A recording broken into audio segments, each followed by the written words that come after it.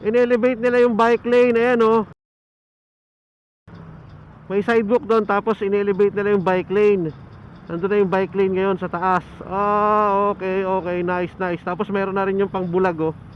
Yung linya na ano ng bulag ba yun? Pag tap ng ano, tungkod ng bulag. Ayun oh. Naka-ano na dito. Naka-asfalto na oh. Pero dito sa may sidewalk, pinapalaki na lang yung sidewalk. Hindi. Okay.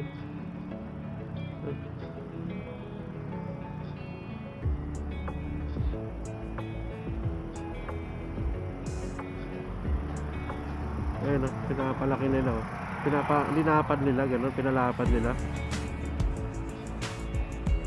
Ayun o, asfaltado na dito.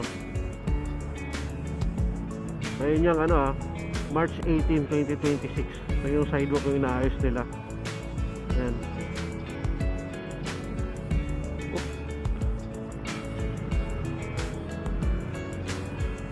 Anong ginagawa nila sidewalk? Kasi parang pinalapad nila eh. Linagyan nila ng parang ano yun.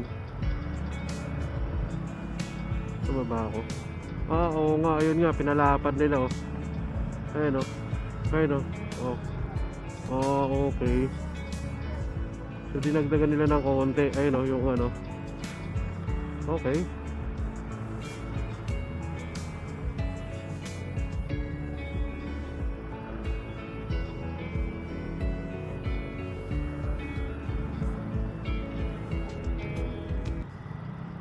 Ayan natin dito. Ito may tapos na. Ayun oh.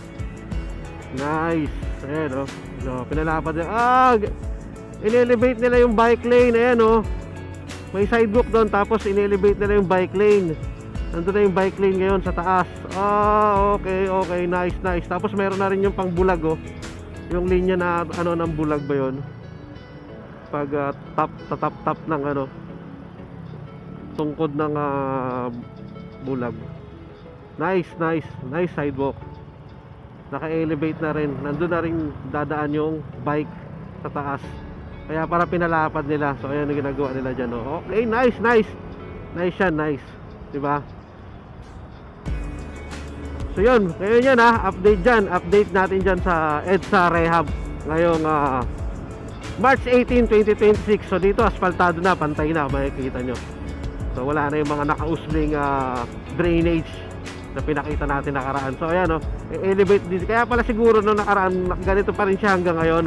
So i-elevate nila yan. Gagawin nilang ganon, bangketa, para halo na, naka-elevate na rin yung bike lane. So ayan, kaya siguro nakaganito siya ngayon. Ay hanggang ngayon nakaganito pa rin siya.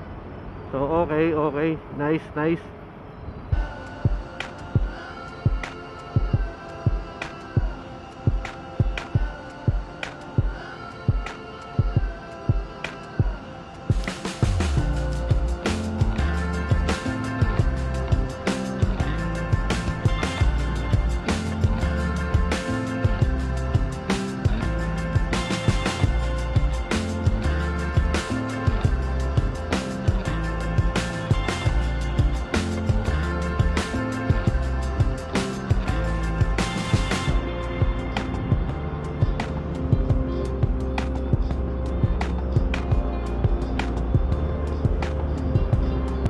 Asfaltado na rin dito. Ayan, pantay na, pati doon pantay na dito.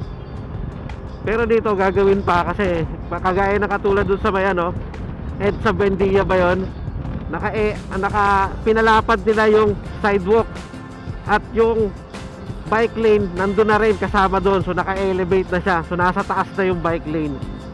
So paano ko nasabi, may nakita kasi akong sign doon ng bike yung logo ng bike. So ayun, so nice, very nice yan. Ayos yan. Tama, magaling, maganda. Tama yan, ayos yan.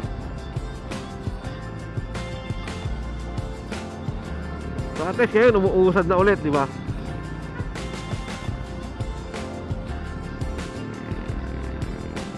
So yun, magandang araw siyempre. Manatiling alerto, maingat at kalmado lagi sa mga biyahe nyo.